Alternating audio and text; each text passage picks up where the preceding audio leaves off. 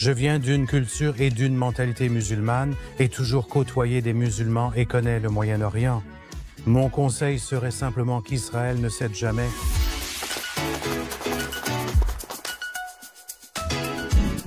Je suis tellement honorée d'accueillir pour la deuxième fois dans notre émission mon ami Ridvan Aydemir, qui est d'origine turque. Vous le connaissez peut-être sous le nom du prophète apostate. Et il passe beaucoup de temps sur sa chaîne YouTube très populaire à parler des dangers de l'islamisme. Et Ridvan, bienvenue de nouveau à Jérusalem. Merci beaucoup. C'est un plaisir et un honneur d'être ici. Je suis très heureux. Je pense que tu passes un très bon moment. Je t'ai vu tout au long de la semaine et demie.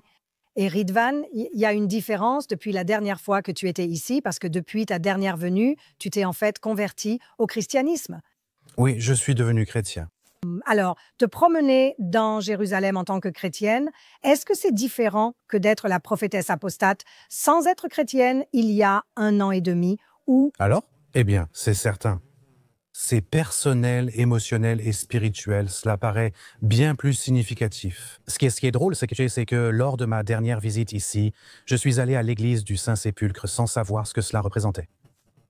Donc cette fois, revenir ici en tant que chrétien et vivre cela, c'est bien sûr très significatif et vraiment, vraiment incroyable. Venir ici en tant que chrétien et traverser le quartier juif, j'ai été, comme tout le monde le sait, attaqué, frappé et insulté par des juifs. Moi. Ridvan, peut-être que les gens ne comprendront pas ton sens de l'humour, mais je pense que ce que tu essayes de dire, c'est que les chrétiens dans la ville sont plutôt bien traités, n'est-ce pas? Oui, laisse-moi clarifier cela à cause de mon humour. Mais il y a beaucoup de propagande en ce moment, surtout au cours des 2 dernières années, contre Israël et contre les Juifs. Et certaines des propagandes vraiment ridicules qui circulent sont que les Juifs sont des personnes horribles, que les Juifs détestent les non-Juifs, que les Juifs détestent les musulmans, les Juifs détestent les chrétiens. Israël déteste les musulmans et les chrétiens. Israël opprime ces personnes. En tant que chrétien, si j'entre à Jérusalem et marche parmi les Juifs, ils vont me discriminer et m'attaquer. Donc aujourd'hui, j'ai justement pris la peine d'enregistrer une vidéo de moi avec ma croix visible en train de marcher dans le quartier juif. Et qu'est-ce qui s'est passé? Rien. Comme c'est décevant. C'était une vidéo très ennuyeuse. Oui, une vidéo très ennuyeuse. Et tu sais, quand j'étais à la mairie, il y avait toujours quelques idiots, peu importe leur origine, leur religion ou leur milieu, qui faisaient parfois des bêtises.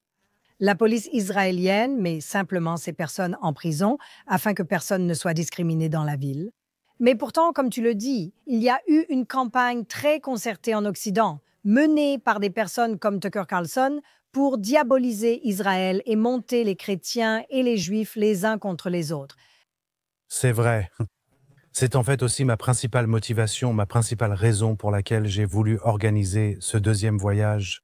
Je veux dire, depuis que je suis venu ici la première fois, j'ai toujours voulu revenir en Israël. Mais ensuite, quand j'ai vu récemment Tucker Carlson dans une émission avec une nonne qui a complètement déformé la réalité d'Israël, et aussi, dans cette même émission, il a en fait l'éloge de l'organisation terroriste Hamas. C'est que j'ai ressenti le besoin de faire un plan, de venir ici et de m'adresser aux chrétiens, aux juifs, aux musulmans et à d'autres personnes. Et d'apporter un peu de réalité et de clarté aux gens autant que possible. Le problème, c'est que je n'atteindrai jamais autant de gens que Tucker Carlson. Et il utilise sa grande audience pour quelque chose d'aussi tordu, malhonnête et malfaisant. Mais nous devons le contrer autant que possible. Je suis d'accord. Et nous sommes très reconnaissants que tu sois l'une des voix qui le contredisent. La façon dont je vois Tucker Carlson aujourd'hui, c'est qu'il essaye vraiment de restaurer, de ramener l'antisémitisme médiéval, tu sais, parce que l'antisémitisme est, comme tu le sais, un virus qui tourne et évolue. Il a pris diverses formes selon les époques. Et maintenant, tu sais, après des centaines d'années, nous avons réparé les relations entre les Juifs et les chrétiens.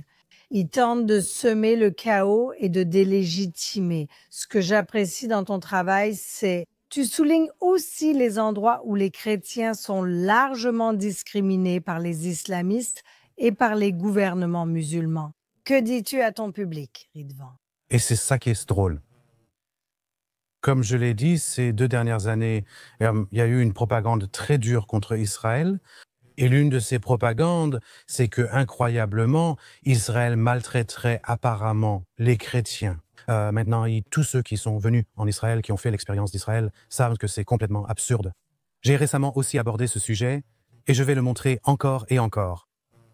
Les sources de Portes Ouvertes, qui est une organisation chrétienne, suivent l'oppression des chrétiens par pays.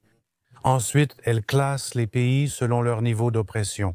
Des niveaux très élevés d'oppression, des niveaux extrêmes d'oppression des chrétiens. Ils publient leurs statistiques. J'ai les plus récentes de 2024 classant tous les pays selon l'oppression des chrétiens. Israël n'est pas sur la liste. Incroyable. Presque tous les pays du Moyen-Orient figurent sur la liste des oppressions élevées, très élevées ou extrêmes envers les musulmans. Qui est Israël? Eh bien, il y en a au Moyen-Orient. Oui, je ne me souviens pas exactement qui est le pire. Oh, qui est le pire au monde? Eh bien, il y a un truc. Il y a une certaine rivalité entre la Corée du Nord et certains pays musulmans, n'est-ce pas? Israël n'apparaît pas parmi les pays oppressant les musulmans. Pourtant, vous avez aujourd'hui des soi-disant chrétiens comme Tucker Carlson qui affirment être ou parler au nom des chrétiens. Imaginez ça. Imaginez cela un instant. Vous avez plusieurs pays au Moyen-Orient dont la plupart maltraitent et discriminent les chrétiens. Ensuite, vous avez un pays ici, au milieu de tout cela, Israël. Selon les statistiques chrétiennes, les chrétiens ne subissent pas d'oppression et se sentent en sécurité. Il vient attaquer cet endroit unique où les chrétiens se sentent en sécurité. Comment quelqu'un peut-il penser que cela aide les chrétiens? Eh bien, parce qu'il est évidemment financé par le Qatar et qu'il est maintenant une chaîne de propagande et qu'il n'est plus un vrai journaliste. Rebron, tu mènes ce combat pour alerter le monde sur l'islamisme depuis un certain temps déjà. Tu es une ex-musulmane, une ex-radicale, je suppose, qui a vu la lumière et compris? Comment vois-tu l'évolution des choses au sein de ton propre public? Est-ce que tu arrives à toucher les gens? Est-ce que les gens commencent à se réveiller? Ou bien menons-nous ce genre de combat sans fin contre des forces bien plus grandes? J'ai de l'espoir, et j'en ai encore plus depuis que je suis devenu chrétien. Avant cela, tout était simplement... Je voyais tout, juste comme une sorte de, vous savez, un processus évolutif où les forts surpassent les faibles et tout ça, et les choses continuent comme elles sont. Et nous allons juste essayer de nous battre pour le bien de tous. Et si on n'y arrive pas, eh bien, tant pis. J'ai plus d'espoir maintenant. Je pense que le bien l'emportera à la fin. Et que l'islamisme, je vais dire l'islam est un gros problème. Et je pense que nous faisons beaucoup de travail. Je relève de nombreux problèmes, notamment sur les aspects doctrinaux et théologiques. J'essaie d'amener les gens à penser de manière meilleure, à croire en de meilleures choses, à avoir plus de paix et d'amour les uns pour les autres. Je pense que nous pouvons le faire. Je pense que nous pouvons atteindre quelque chose de meilleur. Je pense qu'il y a beaucoup d'espoir. Je vois beaucoup de personnes issues de milieux musulmans être davantage confrontées à des messages qu'elles n'avaient jamais vus auparavant. Depuis que nous avons Internet, puisque l'information se propage à un rythme très rapide, et je pense que nous pouvons y arriver. Donc, nous devons utiliser cela pour diffuser autant de connaissances, autant de critiques, mais aussi autant de bonté que possible afin d'exercer la bonne influence. Je crois qu'il n'est jamais trop tard et qu'il y a beaucoup d'espoir. Mais aussi, Ridwan, ne serais-tu pas d'accord pour dire que la majorité, peut-être 80% des musulmans, veulent simplement vivre leur vie? Des gens pacifiques, ils ignorent les aspects les plus problématiques de leur doctrine ou de leur religion et ils veulent simplement continuer leur vie. Ce sont surtout les radicaux qui empoisonnent la situation pour tous. Tu n'es pas d'accord? En partie, je suis d'accord qu'à un niveau individuel, la plupart des musulmans ne sont peut-être pas des personnes problématiques. Je peux m'entendre avec eux. J'ai moi-même des amis musulmans depuis avant. J'étais très critique envers l'islam. Et même après cela, je le constate, surtout ici à Jérusalem, il existe un bon équilibre dans la vieille ville entre musulmans, juifs et chrétiens. Ils sont amicaux, interagissent, rient, plaisantent et s'entraident. Pour la première fois, j'ai fait une visite guidée de la vieille ville de Jérusalem récemment. Comment c'était? C'était magnifique, absolument magnifique. C'était un homme plus âgé, un guide juif qui nous a emmenés dans quelques boutiques. Il a évoqué comment ici, musulmans, chrétiens et juifs vivent ensemble et s'entraident. Eh bien, La vieille ville fait 1 km² avec 4 quartiers. On va aussi inclure les Arméniens là-dedans. Et tout le monde, au quotidien, s'entend bien. Mais voilà le problème, je vois ça. Je suis d'accord qu'on peut avoir équilibre, harmonie, amour et unité. Le problème, c'est que sans vouloir assombrir l'ambiance, cela crée chez les gens une illusion et un aveuglement. J'ai récemment eu une conversation avec Jonathan Conricus, l'ancien porte-parole de Tsahal. Il l'a aussi souligné quand je lui ai posé la question. En 2018, le porte-parole du Hamas à Gaza, Fatih Hamad, a prononcé un discours dans lequel il a explicitement dit à son public gazaoui, qui n'a pas protesté, que dans quelques années, nous éradiquerons la saleté des Juifs de la Palestine. Très clair, je lui ai demandé « Pourquoi n'avez-vous pas anticipé ou réagi alors qu'il l'affirmait ouvertement ?» Il a répondu « Parce que souvent, comme en Occident, ici en Israël, nous devenons aveuglés par le fait que tout va bien, par la paix que nous faisons, nous devenons complaisants. Nous pensons qu'ils ne le pensent pas. Tout va bien, nous allons régler ça. » Regardez, la plupart des musulmans sont des gens pacifiques. La plupart des musulmans ne veulent pas sortir et faire quoi que ce soit contre vous. Cependant, tant que l'islam existe, il y a un problème sous-jacent qui pousse certaines personnes à prendre leur religion de manière très sérieuse et traditionnelle et à se tourner vers ce que vous appelleriez le radicalisme, ce que j'appellerais simplement être sérieux, les pratiques islamiques. Et je ne veux pas, vous savez, faire des vagues et dire que vous pourriez avoir la paix, mais il n'y a pas de paix parce que les choses vont mal tourner. Il faut affronter la réalité de la nature du problème que représente l'islam et de sa nature potentielle. Et les gens doivent le reconnaître, s'y préparer et agir en conséquence. Ma solution ou ma proposition n'est pas de lutter contre les musulmans. Il s'agit aussi de collaborer avec eux, de les informer et de les encourager à progresser. Vous voyez ? Eh bien, peut-il y avoir une réforme de la même manière qu'il y a eu une réforme de l'Église et qu'il y a eu, vous savez, une évolution du christianisme depuis les croisades jusqu'à aujourd'hui? Quand il s'agit davantage de paix et d'amour, est-ce que cela ne pourrait pas aussi arriver à... L'islam, non, parce que, je veux dire, cela pourrait arriver, mais ce serait très différent. Parce que lorsque la réforme a eu lieu dans le christianisme, c'est ce qui a conduit à un retour aux racines du christianisme. Selon les protestants, ils voulaient restaurer ce que le christianisme est censé être réellement. Ils voulaient le retirer des mains de ceux qui veulent, vous savez, s'approprier les choses et agir selon leur propre volonté. Si l'islam revenait à ses origines, cela donnerait Daesh et le Hamas. Donc, ce que vous dites, c'est que c'est la véritable nature de cela. Oui, je veux dire, vous savez, les chrétiens orthodoxes, je suis moi-même en train de devenir chrétien orthodoxe, et l'Église catholique orthodoxe, oui, l'Église orthodoxe orientale. Donc ces groupes, vous savez, ils ont été impliqués à certaines périodes de l'histoire. Il y a eu des chapitres sombres. Oui, il y a eu beaucoup de combats et des fusions de sang, surtout avec l'Église catholique en Occident, on pourrait dire. Mais une partie était justifiée, une autre ne l'était pas. Les croisades, je dirais, n'étaient pas fondamentalement mauvaises par nature. Elles ont été entreprises avec de bonnes intentions, en réponse à l'invasion musulmane et à la persécution des chrétiens. Cependant, les croisades se sont rapidement éloignées de leur objectif initial et sont devenues vraiment chaotiques. Mais à l'origine, ce n'est pas censé être une religion oppressive ou qui divise. À l'origine, il s'agit simplement d'avoir la foi, l'amour et tout cela. Avec l'islam, on ne peut pas vraiment dire la même chose. Avec l'islam, je dirais que c'est fondamentalement le cas. Je veux dire, regardez la charte du Hamas. La charte du Hamas à l'article 7, elle... Vous parlez de génocide, c'est écrit noir sur blanc. Ça vous dit à l'article 7 que le but est de, peu importe le temps que ça prendra, ils attendront. Le but est de combattre et d'éradiquer les Juifs. Et ce n'est pas quelque chose qu'ils ont simplement inventé. C'est quelque chose qui est directement attribué à Mahomet lui-même, ce que les musulmans du monde entier croient également. Vous devez reconnaître ces problèmes et y travailler. Ensuite, j'encouragerai à quitter l'islam. Je connais beaucoup d'ex-musulmans. Je ne déteste pas ces personnes, je les aime. Je souhaite cela aux musulmans pour leur bien et celui de tous. Je voudrais qu'ils quittent leur religion pour quelque chose de meilleur, qu'ils deviennent chrétiens. C'est ma préférence. Éloignez-vous simplement de cela. Tu as suivi ton propre chemin, il t'a fallu du temps pour changer de religion. Mais Ridwan, tu viens aussi de Turquie et tu vois maintenant ce genre de nouvelle influence ou l'influence renouvelée d'Erdogan, qui est un islamiste. Il ne s'en cache pas.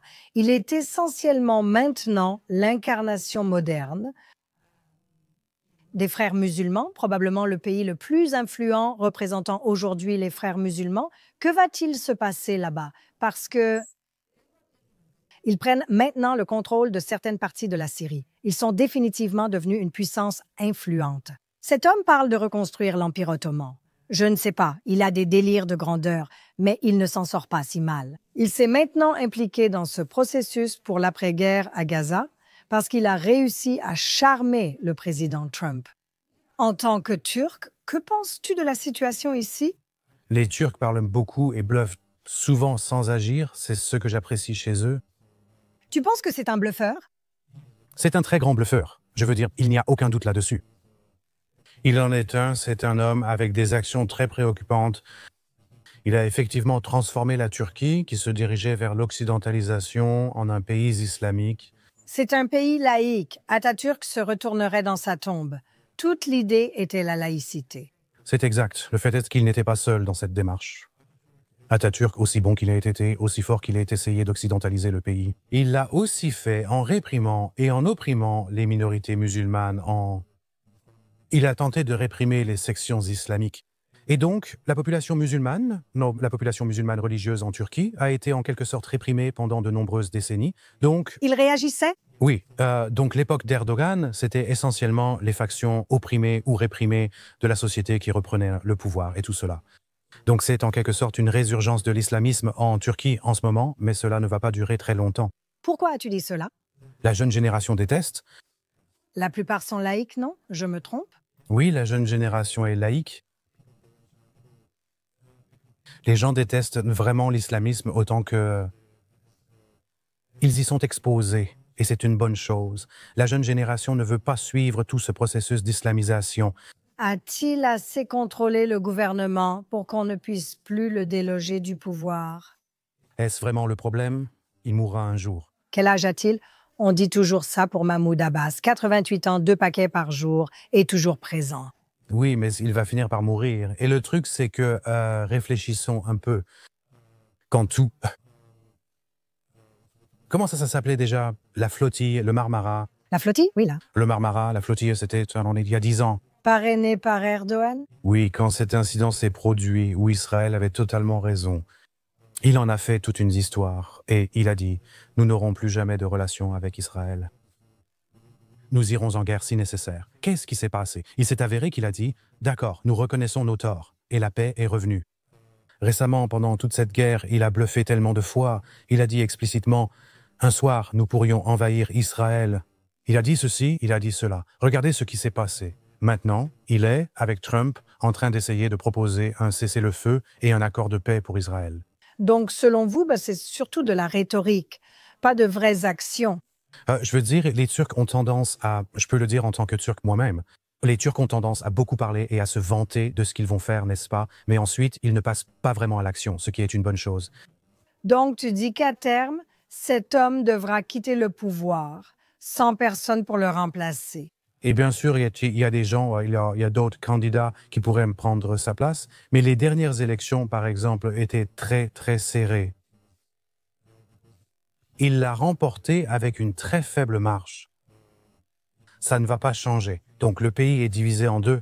Et quand vous avez un pays qui est vraiment divisé en deux, aussi divisé et aussi haineux envers le point de vue de l'autre, c'est un peu difficile de devenir une puissance impérialiste oppressive, ce qui n'arrivera pas, tu sais?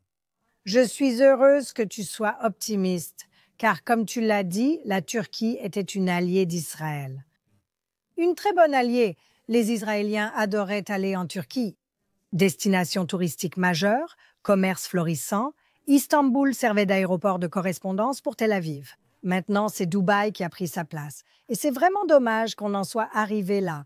Oui, au moins, toi tu peux. Je veux dire, même si j'ai mes reproches envers Dubaï, je ne pourrais pas voyager à Dubaï. J'aurais probablement de gros problèmes. Pourquoi? Parce que je suis un ex-musulman et quitter l'islam est illégal à Dubaï, donc j'aurais sûrement des ennuis. Je veux dire, si on peut, Je ne pense pas qu'ils prendraient la peine de t'arrêter en arrivant, mais tu n'es même pas citoyenne. j'aurais sûrement des ennuis. Pour moi, ça ne vaut pas le coup. Non, C'est ça ne vaut pas la peine. Si quelqu'un à Dubaï veut me prouver le contraire, je suis prêt à venir. Eh bien, j'espère que Tu te trompes, même si c'est le cas. Dubaï est l'un des pays qui est un peu plus intelligent concernant l'avenir et qui essaie réellement de combattre le radicalisme de manière plus intelligente que les pays européens, certainement. Et il veut entretenir de bonnes relations avec Israël. Si vous souhaitez être bien, il faut être en bons termes avec Israël. Ne soyez pas stupide. il y a vraiment beaucoup de gens stupides. Oui, c'est vrai, c'est vrai. Riderland, êtes-vous préoccupé par la progression de l'islamisation en Europe, notamment au Royaume-Uni? Est-ce une source d'inquiétude? Ou pensez-vous que cela va arriver? Que va-t-il se passer selon vous? Les gens me demandent souvent parce que je parle de ce genre de choses chaque semaine. Les gens me demandent ce que je pense de l'avenir de l'Europe et quels pays sont sans espoir, quels pays peuvent être redressés.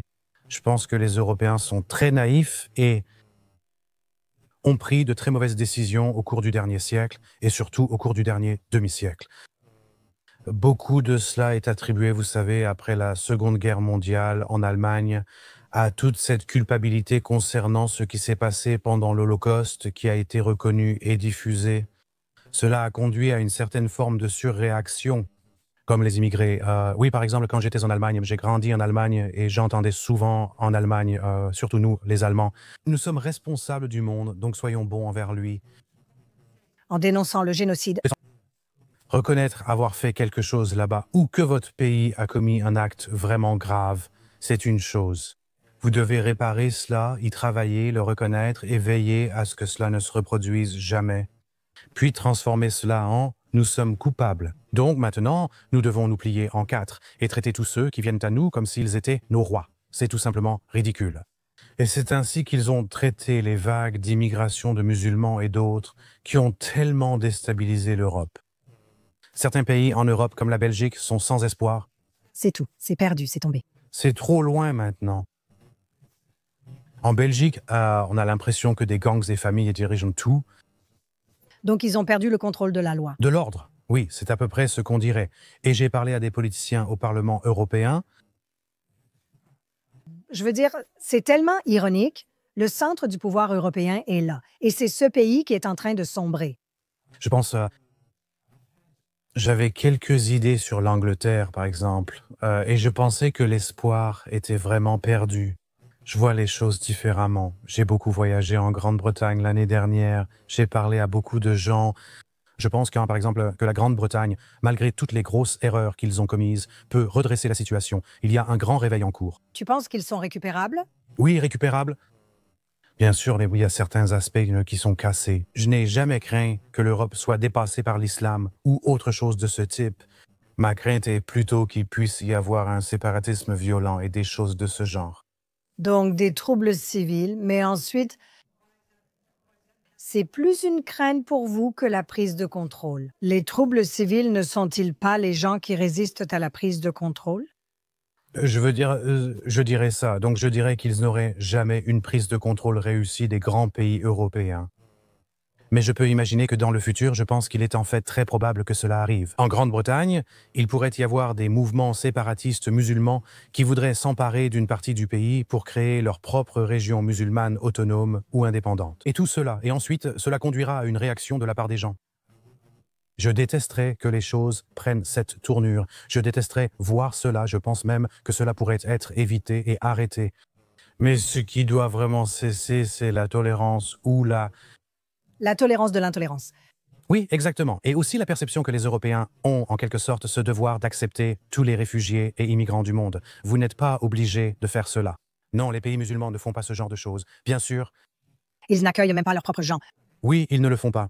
Regarde ce qui arrive aux Gazaouis. Exactement. Personne Ne veut prendre. Les personnes ne veut des Gazaouis. L'Égypte ne voulait pas récupérer Gaza. L'Égypte ne veut pas récupérer les Gazaouis. Ne voulait pas de Gazaouis ni de Gaza. L'Europe doit être plus intelligente et cesser ces absurdités. Penses-tu que la France peut être sauvée? J'ai des sentiments partagés envers la France et pour moi, il semble que non. Je ne sais pas. Il faudrait que je réfléchisse un peu plus à la France et que j'y voyage. Moi, je ne suis jamais allé en France parce que je n'ai jamais voulu aller en France. Oh là là, Ridvan. Paris est une belle ville. Je veux dire, ils viennent de cambrioler le Louvre, mais Paris est une belle ville. Non, la question, tu as raison. La question est de savoir comment ils accueilleraient quelqu'un comme toi. Et si tu es en danger, est-ce que tu as l'impression d'être en danger, Redwin? Où? N'importe où? Ici, je ne pense pas être en danger. À Londres, oui, c'est drôle, non? Ce n'est pas le cas? Quand je suis à Londres. Tu vis aux États-Unis? Oui, je vis aux États-Unis maintenant. Là-bas, je vais très bien. Les États-Unis sont très, très sûrs.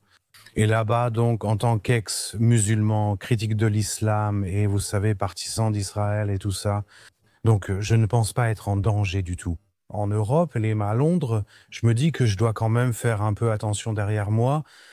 Quand je viens ici, en Israël, quand je suis à Tel Aviv, quand je suis à Jérusalem, je me sens beaucoup plus en sécurité qu'à Londres. Donc, c'est incroyable. Ridwan, tu es ici depuis un moment. Tu es vraiment une bonne amie de notre peuple. Quel message as-tu pour nous? Quel message après cette guerre horrible et terrible que nous venons de traverser? Nous ignorons si nous en sommes sortis, mais nous espérons que oui. Quel est ton message? Comment peux-tu nous donner un peu d'espoir? Je dirais que lorsque je viens ici en Israël, beaucoup de gens expriment toujours à quel point ils me sont reconnaissants. Et les gens comme moi pour notre soutien à Israël. En fait, je veux plutôt remercier Israël et les Israéliens de m'avoir donné de l'espoir, de donner de l'espoir à des gens comme nous et de rester forts. Malheureusement, quand je vais en Europe, je vois tellement de faiblesse et de stupidité. Et je viens ici et je vois comment Israël et les Israéliens gèrent les choses de manière bien meilleure. Parce qu'ils se battent pour leur survie et ils se battent bien. Vous ne cédez pas aux sentiments absurdes de l'Occident en ce qui concerne la façon dont ils traitent leurs propres enfants, je veux dire. Ils laissent des réseaux de prédateurs agir et ils ne peuvent pas protéger leurs propres enfants. Israël ne fait pas cela. Israël est une force au Moyen-Orient. Malheureusement, je dois dire dans l'histoire, surtout celle d'Israël, je ne veux pas, vous savez, parler en mal de qui que ce soit, parce que les sionistes classiques, elles ont construit ce pays, et c'est un beau pays, et il y a tellement de gratitude qui devrait être exprimée envers tous ceux qui ont participé à cela, mais il y a aussi certains malentendus provenant de certains sentiments occidentaux dans ce pays, selon lesquels, tant que nous apaisons tout le monde, tout ira bien. Vous voulez dire les personnes dans ce pays qui ont une mentalité plus libérale européenne et qui pensent réellement que céder est la voie vers la paix? Oui, et je dirais que je viens d'une culture musulmane, j'ai une mentalité musulmane, j'ai interagi toute ma vie avec des musulmans. Je connais le Moyen-Orient, je sais comment est l'Europe. Je dirais de ma modeste position que mon conseil serait simplement qu'Israël ne cède jamais, qu'il soit ferme, qu'il ne soit pas comme le Moyen-Orient, mais qu'il soit intelligent au Moyen-Orient et qu'il gère les conflits du Moyen-Orient de manière intelligente, non occidentale. Je pense qu'Israël et les Israéliens ne devraient jamais céder. Il faut être ferme et il faut apporter la paix et le bien en étant ferme. On ne peut pas être faible. L'Europe est faible et c'est destructeur pour tout le monde. La paix par la force. Oui, Eh bien, que Dieu vous bénisse, Ridwan. Vous êtes toujours le bienvenu dans notre pays pour vous sentir comme chez vous.